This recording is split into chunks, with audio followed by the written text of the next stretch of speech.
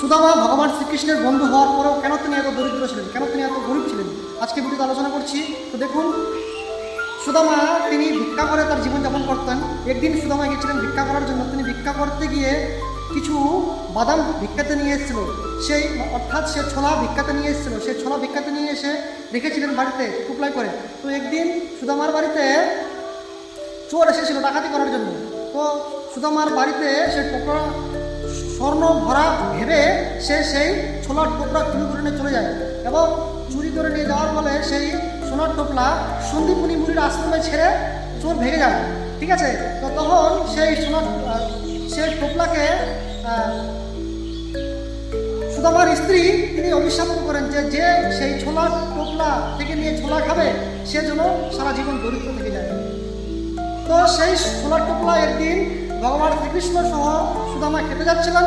তো তখন সুদামা হচ্ছেন একজন ব্রাহ্মণের ব্রহ্মজ্ঞান থাকে। সে ব্রহ্মজ্ঞানে জানতে পারলেন যে এই টোপলার মধ্যে অভিশাপ দেওয়া আছে। তো ভগবান যদি এই ছোলার টোপলা ছোলা খায় তাহলে সারা বিশ্ব ব্রহ্মাণ্ড দরিদ্র হয়ে যাবে। তো তখন সুদামা সেই ছোলা নিজে খান। হরে কৃষ্ণ। এমন ভিডিও পাওয়ার জন্য অবশ্যই চ্যানেলটিকে সাবস্ক্রাইব করবেন। জয় রাধে, হরি বল।